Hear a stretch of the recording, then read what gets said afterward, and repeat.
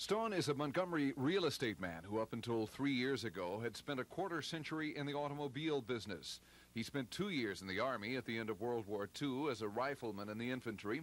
During the Korean conflict, Stone spent another 2 years in the Air Force as an officer. He's a graduate of the University of Alabama, where he majored in Commerce and Business Administration. He's been married to his wife Lucy for 30 years. They have 3 children. Stone says he's a candidate because the U.S. economy is in deep trouble. Stone says in the past he left his concerns with the country's problems to other politicians. But now he's taking his degree in business administration, business mathematics, and business economy to Washington to do what he can to help straighten out what he calls a messed up economy. Stone is running on a 6-point platform, which includes abolishing the Federal Reserve System, a federally mandated ceiling for the prime interest rate at 4%, revised import laws, a balanced budget, a revamping of the income tax system to remove loopholes, and a total overhaul of the Social Security program to ensure that it's available to all Americans who have paid into the program. I'm Bob Howell, WSFA TV News, with a profile of Mercer Stone. The first proposed amendment is Governor James' budget isolation provision. The governor says the measure is needed to stop the legislature from letting the state's general fund and education budgets fail to surface for a final vote until the last night of each regular session. The isolation issue would stop all of the statewide bills from being transferred from one house to the other until the budgets are passed. The controversy over this proposed amendment centers on whether it should be on the ballot September 7th. Secretary of State Don Siegelman, backed with the Supreme Court advisory opinion, says it shouldn't. The governor says it should. The proposed amendment is expected to show up on ballots in almost every county of the state. The second proposed amendment would allow local tax assessors and tax collectors to be paid a salary instead of a percentage of fees collected by their office. The Alabama legislature has already passed a separate law which sets up a series of minimum salaries for tax assessors and tax collectors, and a provision that requires the local governing body to authorize the switch to the salary system. But the separate law doesn't take effect unless proposed Constitutional Amendment number 2 is approved by the voters. The constitutional amendment is needed to circumvent a constitutional provision that prohibits any elected official from receiving a pay raise during his term of office. If the constitutional amendment is voted down, then the separate law will take effect in 2 years when the tax assessors and tax collectors run for their next term of office. The third proposed amendment is what's known as a local amendment. It relates only to Calhoun County and their right to set court costs and charges in that county. Even though the amendment only affects Calhoun County, voters statewide must approve its addition to the state constitution. The fourth proposed amendment is another local amendment from Montgomery County. The amendment would exempt the county from the constitutional provision prohibiting gambling and would allow the county to allow gambling only in the form of bingo. But the amendment is a controversial issue in the county. County District Attorney Jimmy Evans, who says he's in favor of bingo strictly for charity, claims this amendment is too broad in who it will allow to start up bingo operations. Mr. Evans says it could be so broad as to allow some forms of organized crime to set up bingo. But the Bingo for Charity Group spokesman, Dale Cransfield, disagrees. Private organizations, private clubs are restricted. They cannot play bingo under this act. I have had several attorneys review that particular point, and they say that that is true. However, in the event that something is squeaking through the cracks, then there is provision for the sheriff to shut down whatever bingos are in violation of the act, and there's also provision in the constitutional amendment to allow the city council and the county commission to pass additional legislation to control anything that is untoward. Chris Grimshaw, WSFA TV News. The Enabling Act, it does set out the fraternal relationship. Despite a fire yesterday,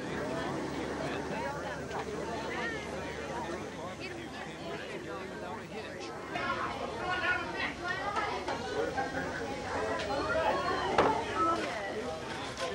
Chicken man! Chicken man! 800 gallons of camp stew and more. Okay, more than sure. Here, I appreciate it. Sir, and you too. Sir, I'd like for you to take that out and go for We appreciate it. What I think about it, it's time for politics. I think it's fine. There's some good people running. I got enough of it right there.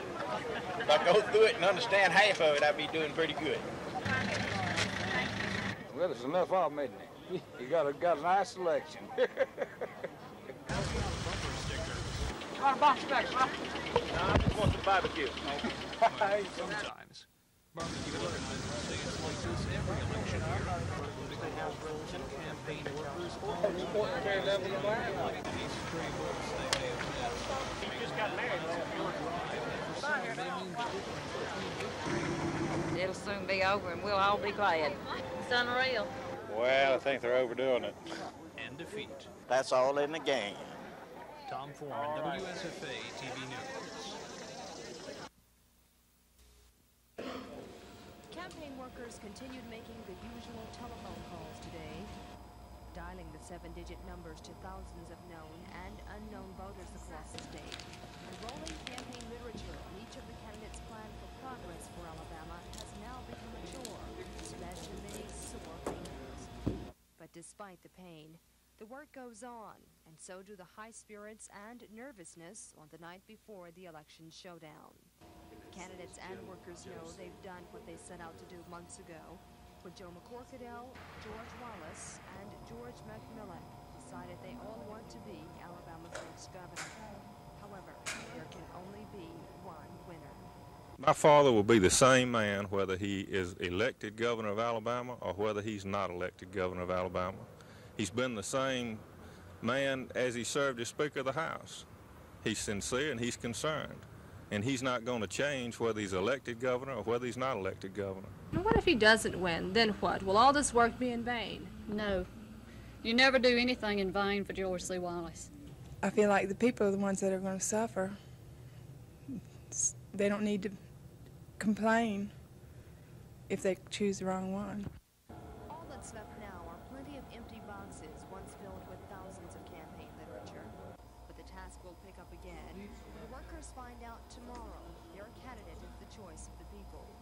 TV 12 will be ready with our Election 82 coverage when the first vote comes in. WSFA TV News.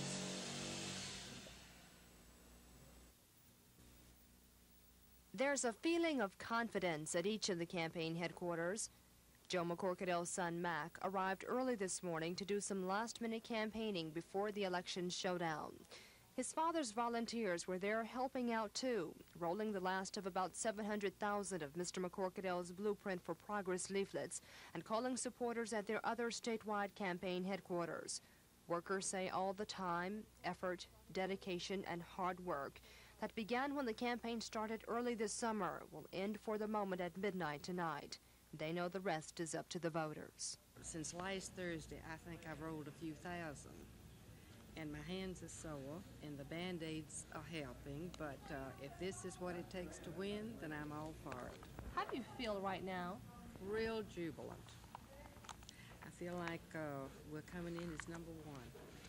Outside the Speaker's headquarters hangs a giant poster with the candidate's campaign. brown eyes staring we've had a plan at that basically has been those one where we eyes will are conveying a message. But I think his eyes portray sincerity and concern and truth. I think when you talk to my father and you look into his eyes, you feel like he's telling you the way it is, and that says a lot about a candidate, I think. Those bright orange and blue Wallace bumper stickers on several supporters' cars outside Mr. Wallace's headquarters indicate that workers were inside campaigning for the former governor. I'd like to remind you that tomorrow's the Democratic primary and to let you know that we sure would appreciate your support. Thank you. Bye-bye. Workers say they're expecting a big voter turnout. Mr. Wallace will return to his hometown of Clayton to vote early tomorrow, then come to his state headquarters to watch the returns come in. Workers say they hope the outcome tomorrow will be like their attitude today.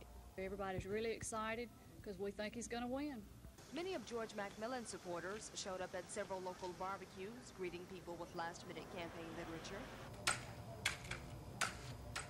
Back at headquarters, 10-year-old Dawn Vanderveer's sore hand continued pounding on a stapler she's recently come to know. Although Dawn isn't old enough to vote for the man she's supporting, she says those who are should vote for Mr. McMillan. He's strong enough to do the work, and I think he's just really the best person to do the job. But the gubernatorial candidates aren't the only ones making last-minute preparations. We at TV12 are too. Like the candidates, we'll be ready when the votes start coming in tomorrow. Kim Davis, WSFA TV News.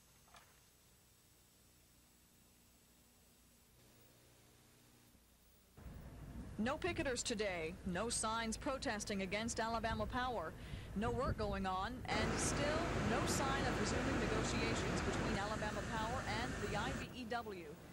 For the past week, union members have walked a picket line at every Alabama Power facility around the state. Union members make up more than 1/3 of the utility's entire workforce. And to fill the void, supervisors are working on maintenance crews, and other non-union employees are working 12-hour days, 7 days a week. The union members are protesting the lack of what they call a satisfactory contract with the power company. Alabama Power has offered a 15% salary increase along with other benefits, but the union officials have turned it down. Now, in something of an unusual move, union officials say they're willing to give up 0.5% of the company's latest wage offer, but only if the stockholders are willing to give up some of their profits to help lower utility rates. Company officials say if the union is serious, they should make the offer through proper channels. Gina Gregory, WSFA TV News.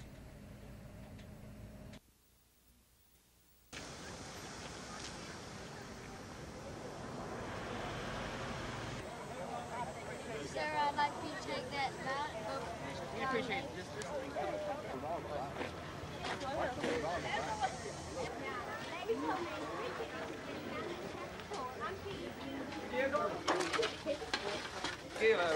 Yeah.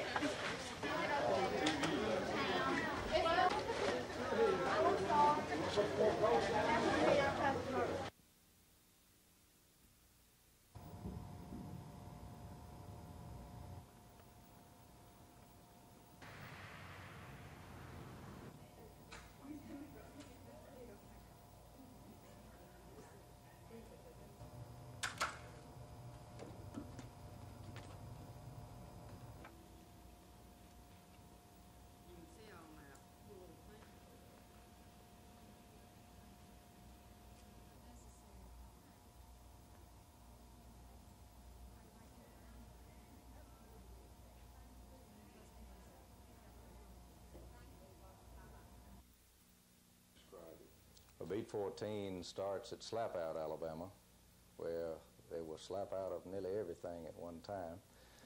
It's a farming community in the northwest section of Elmore County. Some very large cotton farming areas there. It's also along the Coosa River, and the people there are great fishermen, outdoorsmen, fox hunters. It has been a very clannish group, people who take a fierce pride in their politics. And it's an area of the county that is that all of Elmore County is very proud of. Okay, now, historically for years, political pollsters and writers have always looked to Beat 14 to be the bellwether precinct for how the state is going to go in the governor's race. Why? Well, if you'll check the statistics, you'll find that in the past 100 years, the voters of Beat 14 have not been on the winning side, I believe, maybe once out of that whole 100 years. They enjoy politics in Beat 14. It's sort of a way of life for them. They take a great pride, too, in being able to choose the best man for the job. And many pollsters do come to the South. And I'll say this, that a lot of politicians go to Beat 14 hoping to get their campaign off the track that way. Statewide politicians? Statewide politicians. They've been told that if they can carry Beat 14, they can carry the state. And many of them do that. That's good enough. Well, I'm not disappointed about it because the first game haven't came yet. And then because it haven't came, I don't know whether I can play or not. Everyone else said that I'm not going to be able to play, but everyone else were the people that said that I couldn't play college football. So really, it's really how I feel at the time. And right now, I don't know whether I'm going to be able to or not. Is there anything, any device that can be used to aid you in playing the Clemson game? Well, I don't think of it as that way because I don't think of any device that aid me to do anything. I think it's really going to be whether my finger is here great enough for me to carry the ball, whether it's here great enough for me to even take a blow on it.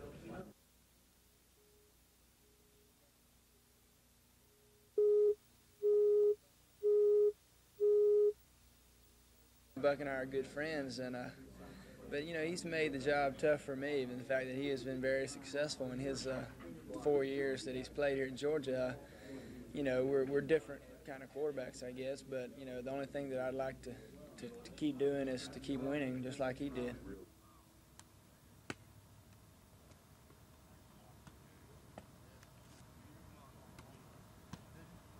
It shines a whole new light on the situation. You know, a guy, you know, so dependable like Herschel, and then, you know, all of a sudden you turn around and he's gone, and, you know, it all shocked us a little bit, but we're going to have to pull together and continue to work hard, and you know, it's going to make things tougher, but it's just another challenge to the challenges that we face, and so, you know, I think we're ready to accept it.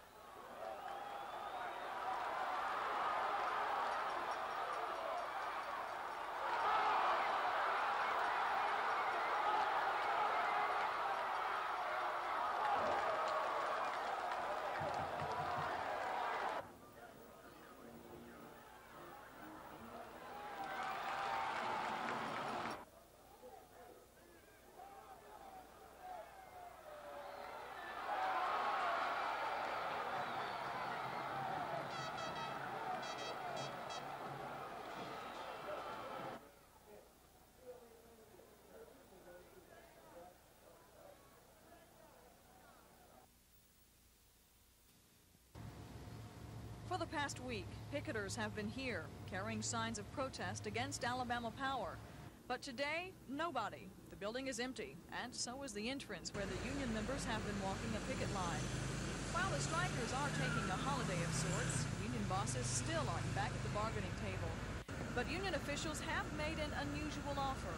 They say they'll give up 0.5% of the company's latest wage offer of 15%. If the stockholders are willing to give up some of their profits to help lower utility rates. So far, the company's response has been for the union officials to make the offer through proper channels. That is, if they're serious about it. Almost 4,000 electrical workers are off the job, while their supervisors and non-union employees take up the slack by working 12-hour days, 7 days a week. There's no indication when and if contract talks will resume. The last strike IBEW staged against the power company lasted 6 months. Gina Gregory, WSFA TV News.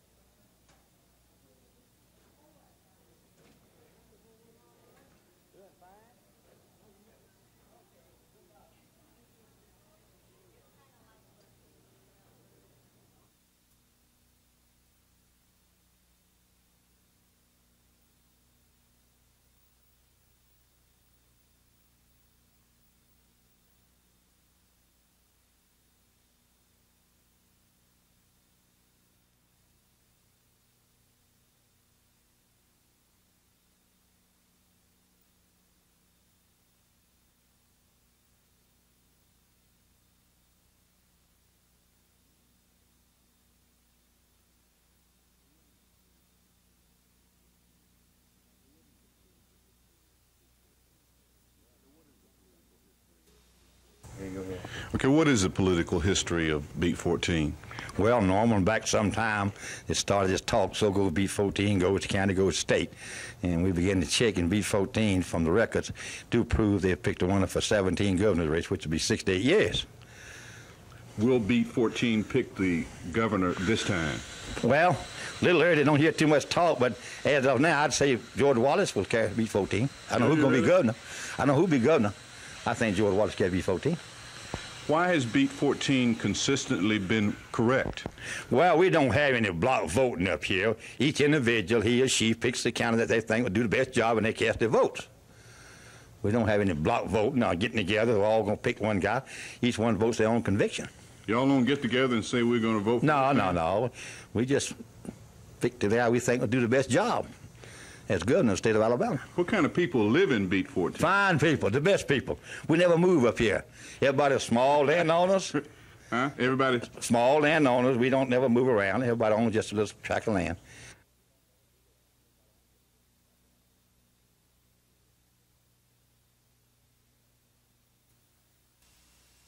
As voters checked in with local poll workers at the 2 voting tables inside the Hayneville Courthouse, Justice Department observers checked to make sure the voting went smoothly.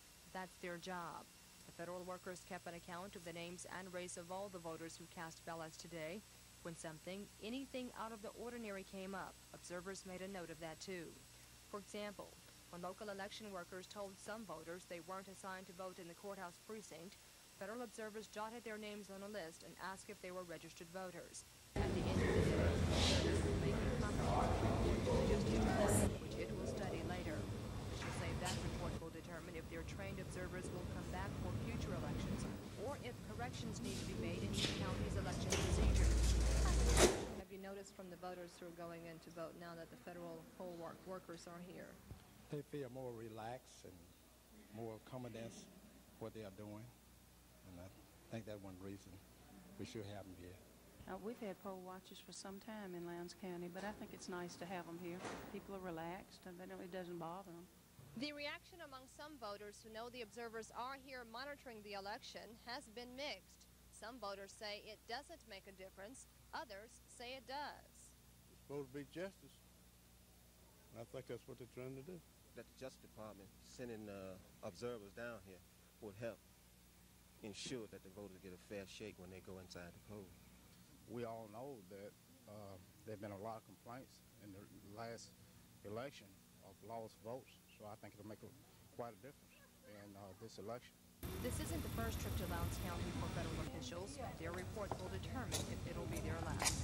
Kim Davis, WSFA TV News, reporting in Lowndes County.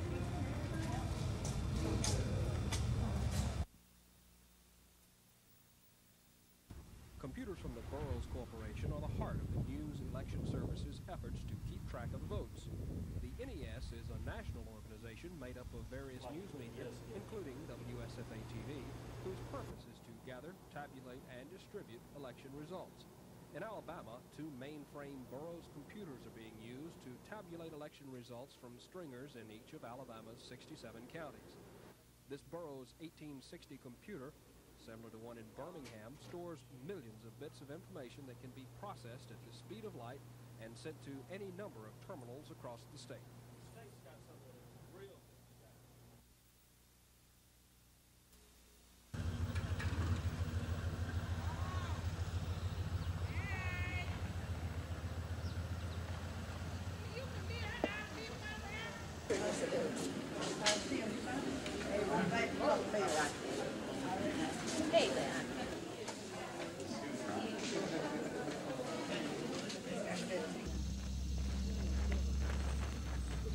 Morning, how you doing? Yeah. Already been.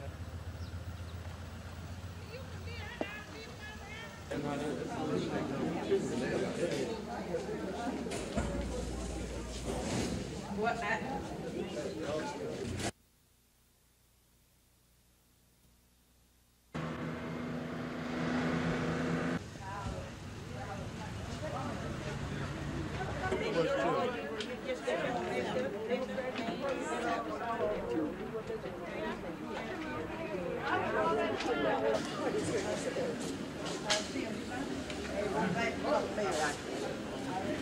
Hey there.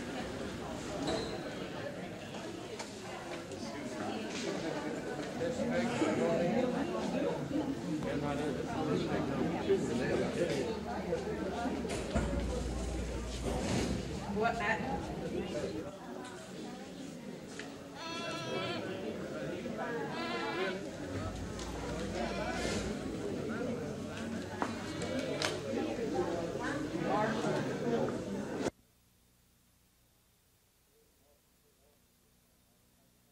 Rules and order, consider ordinance at this time. All in favor, motion, signify by waving. Motion carries this way. The meeting was uneventful and the mayor seemed relaxed. Right after the meeting was over, the mayor was asked to report.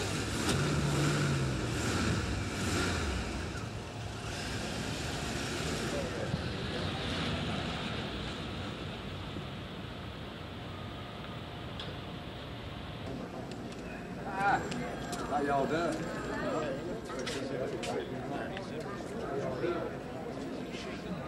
Talking to the other voters while he waited his turn in the voting booth.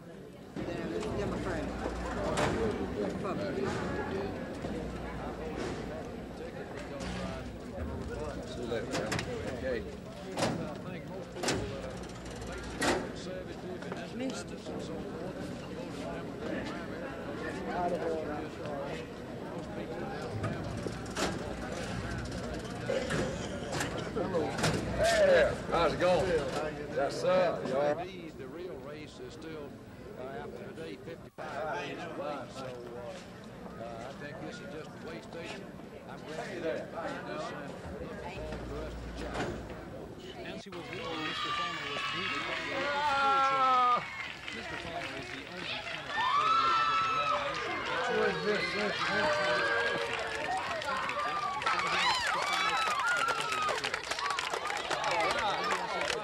How y'all doing?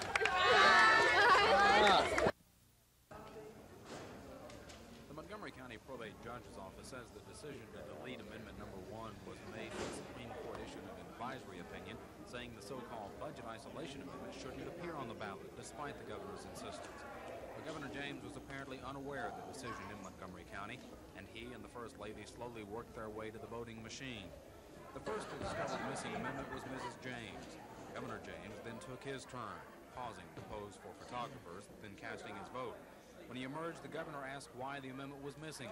When he was told the amendment had been deleted county-wide, he said he intended to challenge the results of the vote for Amendment Number 1, saying the decision to delete it was tantamount to vote tampering. The governor ripped the stick-on deletion notice off the machine and urged voters in the rest of the state to vote in support of Amendment Number 1. Chris Grimshaw, WSFA TV News.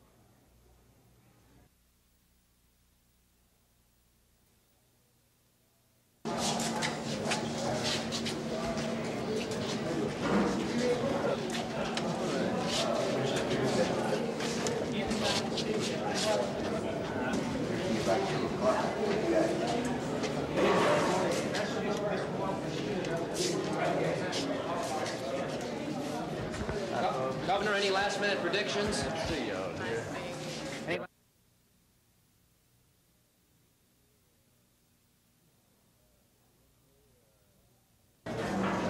Eventually, I'm going to be elected governor. I just feel that way, and my intuition tells me that I will be governor of Alabama again. And these people in this state have been good to me. Whichever way they vote, they still have always been good to me. And I'll not be disappointed in anything they do, but I believe they're going to elect me governor.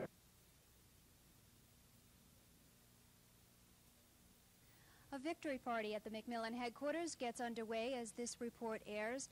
Peggy Davis, the campaign coordinator for Montgomery County, says they're preparing for 200 to 300 local supporters and preparing for a win. We would love to be celebrating out-and-out victory, and I'm not ruling that out. I think it is a possibility, but I think realistically we'll be celebrating a runoff berth and then an ultimate victory. McMillan campaign workers have been at the polls today checking on voter turnout. Statewide turnout looks low, although Ms. Davis doesn't think this will hurt her candidate. I feel that the support that George McMillan has is strong and determined, and they will be at the polls. And then we'll head over to the Sonny Callahan headquarters here in town to check on Senator Callahan's race for lieutenant governor. And we'll talk to Bill Kennedy, who's been organizing the senator's campaign here in Montgomery County. The reports of a light voter turnout don't worry the Callahan camp. In fact, Mr. Kennedy says it could work to their man's advantage. Well, Senator Callahan feels that this will be in his favor. He thinks the people that are going to vote will know who's running for lieutenant governor. With our name recognition being low going in, he thinks this will be a good factor because the people will know who they're voting for. Susan Silvernail, WSFA TV News. 3. Republican gubernatorial hopeful Emery Falmer has been known in Montgomery and the area for some time as Montgomery Mayor Emery Falmer, and one of the people he works with every day is City Councilman John Starr, who hopes to become a member of the Alabama House of Representatives soon enough. Thank you, Tom. Yeah. You're right. Yeah. What is you're in somewhat the same position as the mayor in that the incumbent, Cecil Wyatt, for position 78, I believe it is? Right, District 78. District which 78. represents all outside the bypass, east of I-65 and all of the county. Yeah.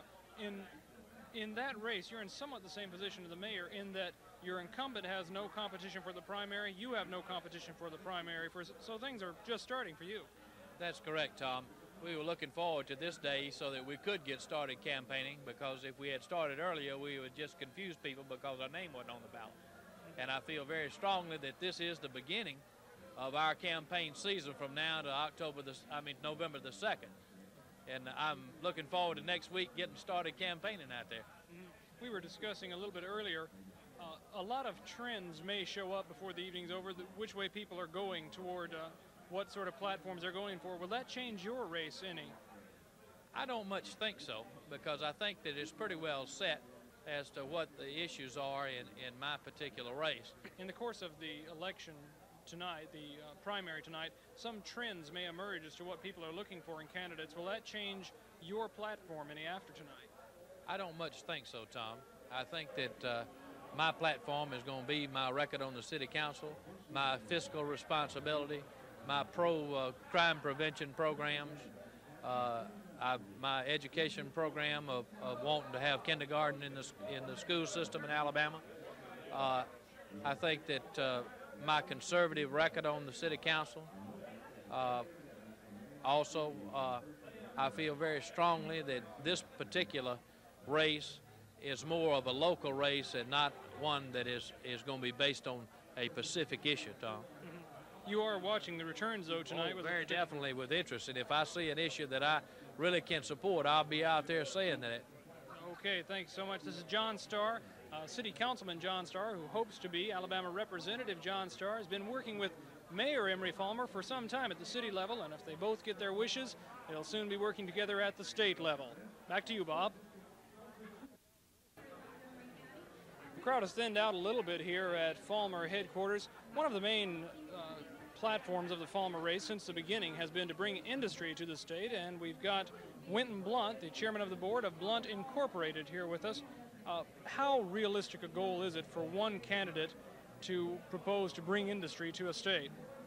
Well, I think Emory Farmer can make a great deal of difference because it's the attitude of the state toward business that counts as far as increasing the business investment in the state. And Emory Farmer knows business and understands it creates jobs, and jobs are the important thing, jobs for people.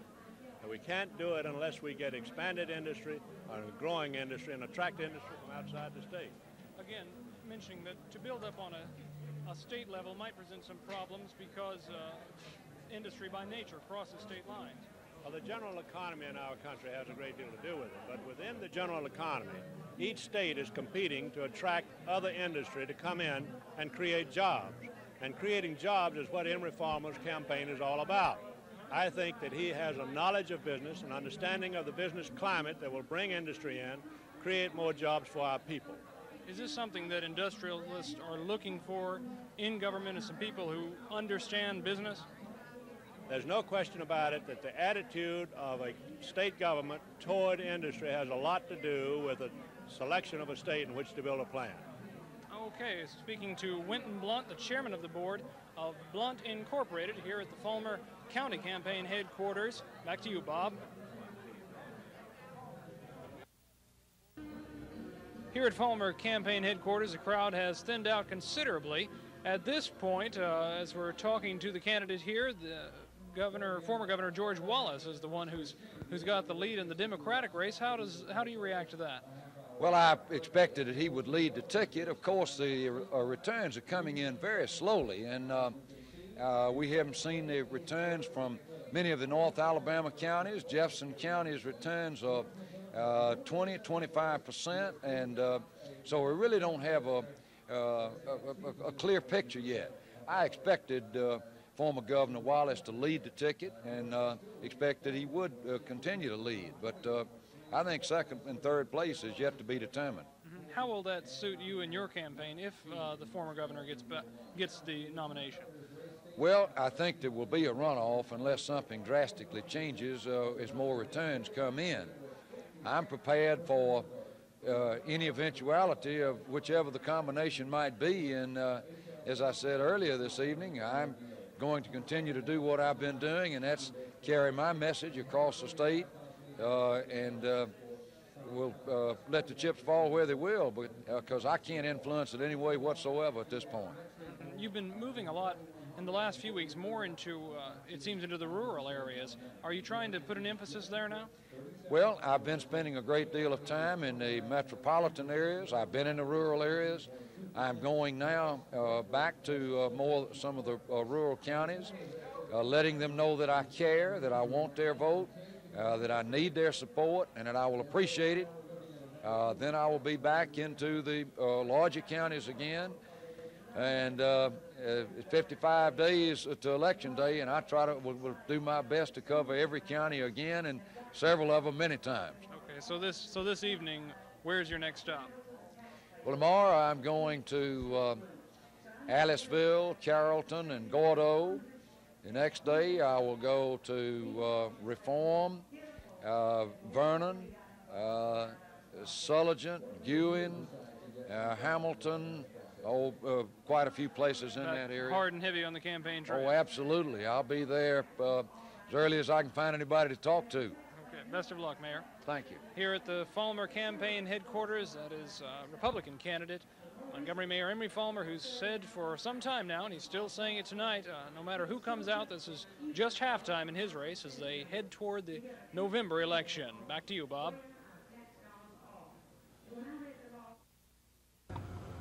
When Wayne and his son Dave Baggett began playing tennis together as a doubles team 2 years ago, they knew exactly what they wanted, a shot at the national championship. And that's exactly what they'll get this coming weekend as they compete in the Father-Son Tennis Challenge in Flushing Meadow, New York. To say the least, competition among the 16 teams at the Nationals will be tough. But the Baggetts say they believe they have an excellent chance to win it because they play so well together. So we communicate well on the court together, and I'm more the aggressive when I come to the net and put away volleys, and he's more the baseliner. He sets me up real well with his ground strokes. So I guess I'd be the stronger player, but yeah, we're real compatible together as a team. finally, competition up there has got to be tough. Very tough.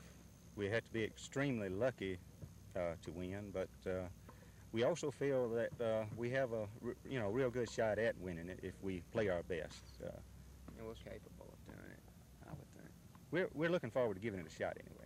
Competition begins on Thursday in New York and will last through the weekend.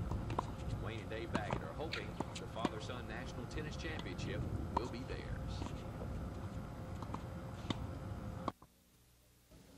I don't think Wake Forest will have better football players than Auburn does. Athletes. The thing that concerns me is that the nature of their offense, as far as throwing the football, has a tendency sometimes to neutralize a real fine defensive football team. And particularly early in the year, when you're rushing the passer every down, it's a very tiring offense to play against. And it's important that, that we get pressure to the quarterback and you rush that passer for 4 quarters, and it's tough on those defensive linemen.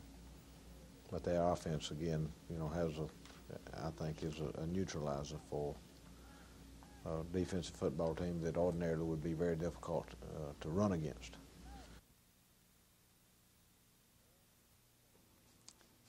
Well, I think the main thing that goes through my mind is thinking about all those people that have worked so hard for me and wondering if I really deserve the kind of friendships and support that good people give me, and just hoping that I don't let them down. It's a sense, almost of the only time in my life I reckon that I ever really feel inadequate. I don't feel like I deserve what these people that get out there and work so hard for me have done. It's an exciting time. Even the campaign that I lost when I ran for governor, it was exciting, but I think the main thing is a feeling of just absolute inadequacy to express yourself to those people that work so hard for you. Do you ever get used to that kind of atmosphere and that environment on election night? No. It's just like, I reckon, trying a case in court. No matter how many times you do it, when that jury comes back and knocks on that door with a verdict, it's always still something new and it's a thrill. And I think that'd be the same with elections, no matter how many times you'd been through them.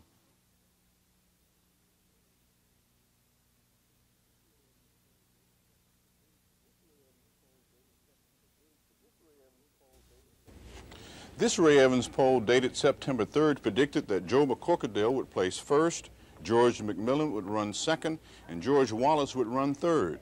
But that didn't happen. And last night, after acknowledging that he was number 1, Governor Wallace gave his opinion of the Ray Evans poll.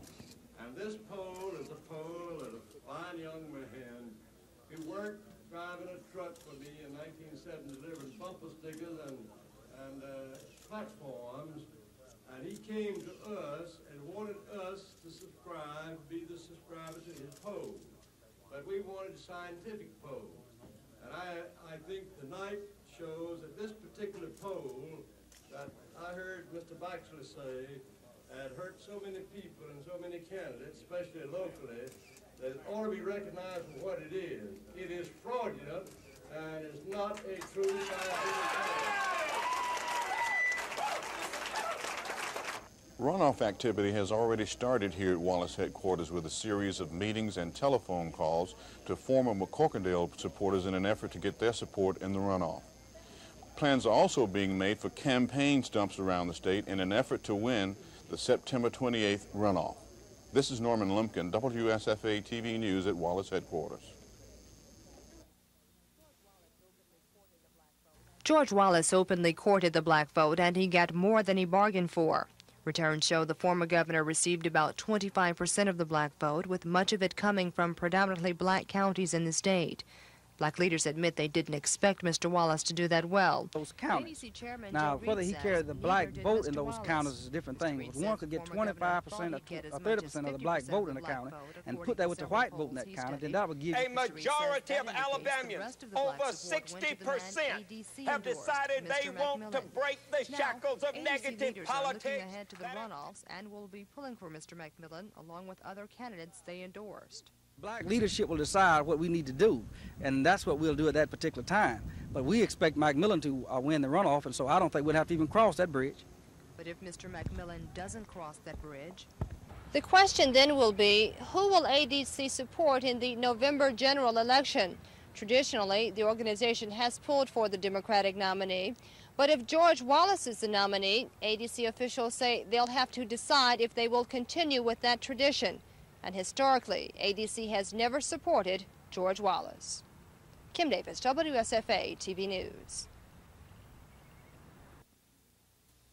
It was a long night for Corkerdale supporters, highlighted by a couple of hours of being in second place. But by midnight, the trend appeared set for a third place showing, with the speaker held on to some hope. I'm not ready yet to concede that we're through here or anything, not at all. That's not my purpose of being here. Thank you. There's a lot still can happen. Wallace has been around a long time, his name recognition and this type thing, and of course he's had a constant campaign staff. He's been running a long time, and his office here in Montgomery, of course, he operated a campaign operation here maybe for a year longer now. And, of course, the Lieutenant Governor's been running for about 4 years, and we just started our campaign earlier this year.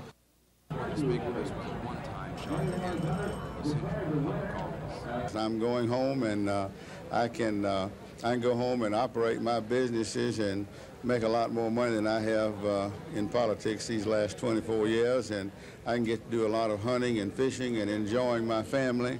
And so, as I said very early, I can't lose, because if we do not get enough votes tonight, I have so much to be grateful for and thankful for, and I'm a winner by going back home and doing these things and by having a family like I have and having the friends that I have. So I'm a winner regardless of what happens, Chris. Chris Grimshaw, WSFA TV. Loser, if that is the outcome of this evening's race, there still has to be a great deal of...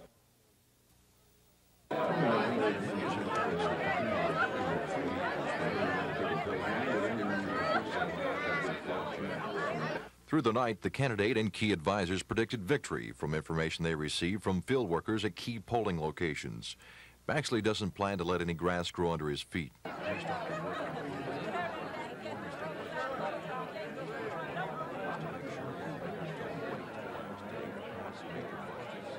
You couldn't run a household budget very long like that, a $100 a week budget, much less a $1 billion budget to handle it like that. That's got to be changed. It's got to be changed.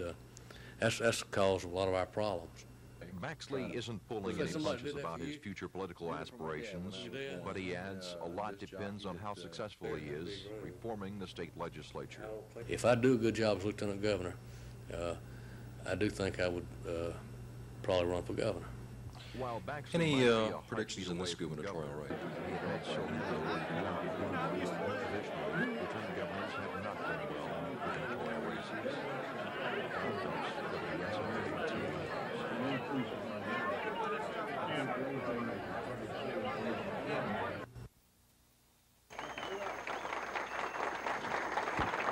Mr. Falmer officially stepped onto the campaign trail 4 months ago yesterday.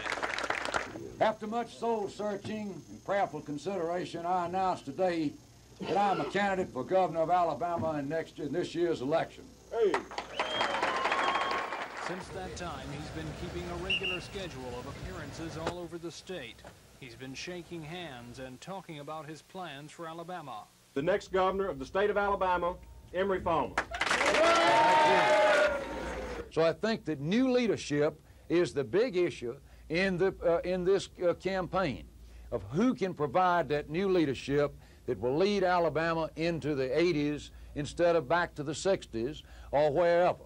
Although it's been a busy schedule for Mr. Falmer, he's been saying for several weeks now the real work is just starting. Mr. Falmer faced no opposition for the Republican nomination, but last night he was watching returns just the same. But that was last night. Today, Mr. Falmer is back on the campaign trail, trying to cash in on the Joe McCorkadale votes and getting an early start on what he calls the second half of the governor's race. A second half the Republican candidate admits will not be as easy as the first. Tom Foreman, WSFA TV News. Don Siegelman is the winner in the Secretary of State's race with 60.7% of the vote. Another runaway winner is Annie Laurie Gunter, the incumbent in the state treasurer's race. She has 79% of the vote. There's a runoff in the auditor's race between frontrunner Jan Cook with 38.5% and Kay Ivey with 27.9% of the votes in the four-candidate race. Albert Lee McDonnell leads a field of 5 candidates in the Agriculture and Industry Commissioner's race with 34.5% of the vote. He'll be in a runoff with Montgomery agribusinessman Bubba Trotman, who finished second with 25.7% of the vote. In the Public Service Commission race, in place 1 with 58.8% of the votes, incumbent Len Greer successfully turns back his challenger, Bill Edwards, who took 41% of the vote in the two-candidate matchup. And Public Service Commissioner Jim Folsom Jr. currently has 65.5% of the vote and a victory. The others in the race include Hugh Davis with 21.2% and Kelly Curenton with 13.3% of the vote. And in the State Board of Education race in Congressional District 2, Isabel Thomason is the apparent winner with 52.2% to incumbent Ron Creel's 47.8%. This is Bob Howell, WSFA TV News. Well, you've certainly fought the good fight. How does it feel the morning after?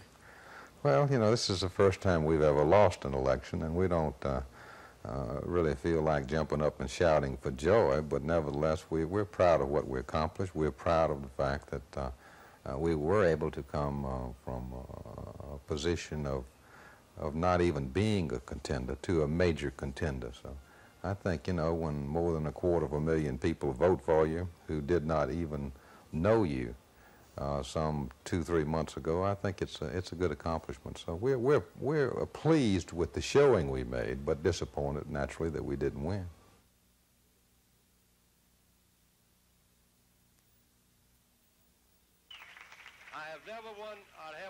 I've never won an easy campaign in my life, and I'll tell you why. It's because I've stood against the special moneyed interests of this state, who have always tried to dictate policy in Alabama. And when I was governor of the state, I was a governor of the average citizen of both races who could get in to see me as quick as the top bank president of this Chase National Bank from New York if he'd come to see me. And as a governor, I do not intend to ever run for the presidency anymore. But I'm going to talk as one who is known, if you'll elect me governor, and I believe you will, not only in the primary, but in November. I'm going to speak out on matters, the plight of the farmers, the interest rates, the matter of the Federal Reserve, and all those things that are helping to put individual businesses out and put them into bankruptcy, and all the jobs that have been lost. These are things that a known governor can be quoted on by the national and international press.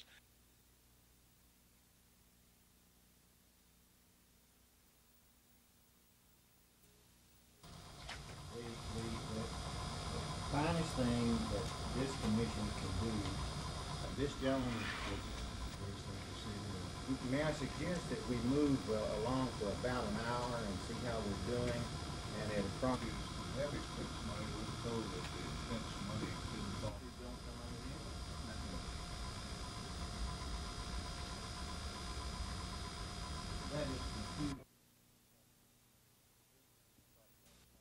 We started last night contacting Speaker McCorkadale's coordinators and his people. And the reception we've received from them has been tremendous. They're gravitating toward George Wallace's candidacy. So we're very pleased about that, and we will continue to take our campaign to the people of Alabama in terms of our speaking engagements and presenting our positive program for the future. When will the speaking engagement start? Next 2 days. The next 2 days. We're rescheduling now, and we're very pleased about the reception that people have given us in the last few weeks as far as turning out, and we're looking forward to this next 3 weeks.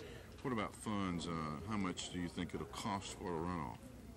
Well, it will cost several thousands of dollars, of course. I don't have an exact figure, but the response we received last night today in terms of that has been very, very positive. You have had people calling in and sending money? Yes, sir.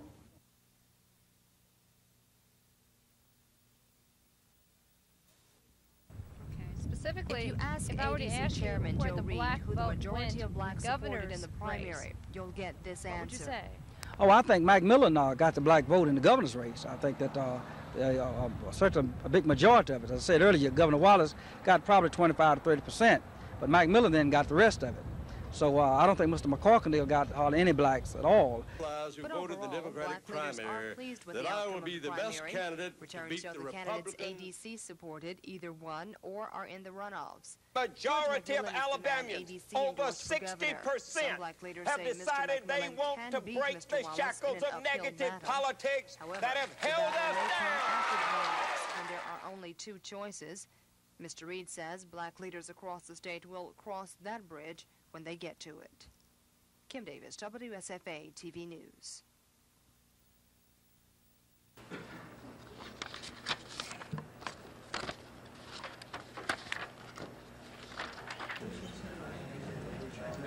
Bonus of $1.5 million, royalty of 25% on a certain offshore submerged holdings in the state of Alabama.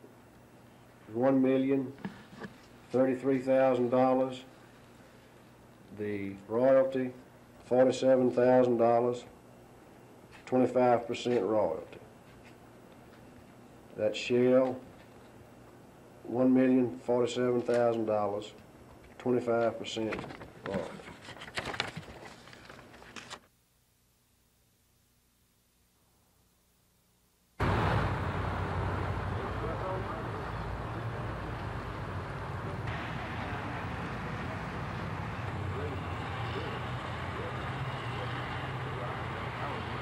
For 2.5 years, we have sought a site in the Tennessee Valley area. And after examining 40-some-odd sites that were offered, the architects did serious evaluations of 14 of those. And of those 14, this is the best site that we have found. And therefore, that's why we have proceeded in the manner we have to construct the prison on this particular site. Got to let them know every minute, 30 days.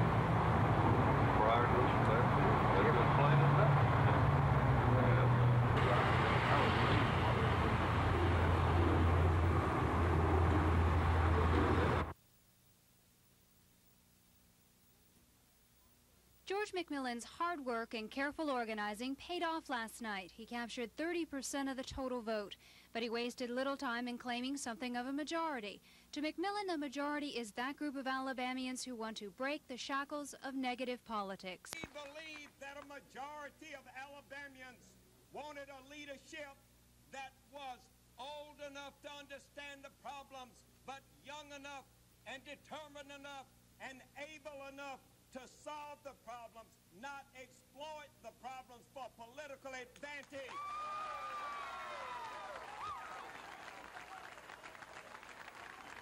McMillan carried 4 counties, his home base, Jefferson, 2 counties in the so-called Black Belt, Pickens and Dallas, and Lee County. He fared well in urban areas like Montgomery, Huntsville, and Tuscaloosa. But McMillan will need more than that to realize a true majority in the runoff in 3 weeks. He will need McCorkindale votes. McMillan's campaign manager says McMillan and Joe McCorkindale were fighting for many of the same undecided votes. While McMillan promised to run a clean campaign, he recalled some advice from a former governor. Albert Brewer, who lost a 1970 runoff to George Wallace, warned McMillan to brace himself for the fireworks yet to come. McMillan told his supporters he's braced and ready for the next 3 weeks.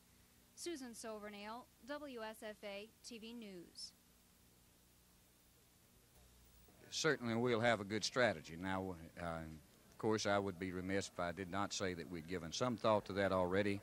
but we'll have some strategy meetings and come up with a good game plan, I'd like to say, and we'll have a good, hard-hitting, tough campaign. We know we can't match the money of the Republican Party, but we do have the people, and we do have the people resources that are so necessary in a campaign, and I think that we can come up with the financial resources to be respectable in that area and use those resources wisely and productively. That's the secret to it.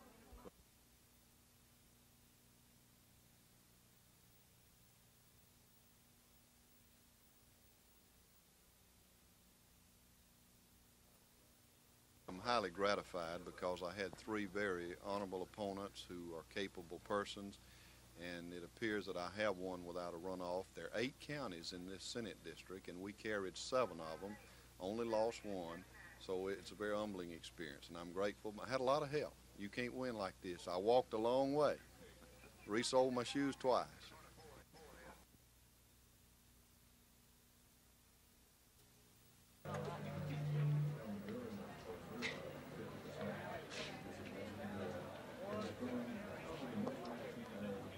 How you doing? I'd be able to get a picture. Yeah. Turn around, you're on camera. I'd like to take 3 shots. I was talking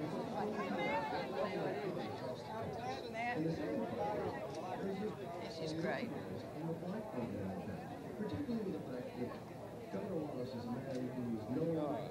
Yeah, we can do that.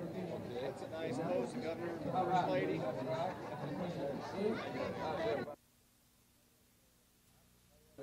I'm prepared for any eventuality of whichever the combination might be, and as I said earlier this evening, I'm going to continue to do what I've been doing, and that's carry my message across the state, and we'll let the chips fall where they will. But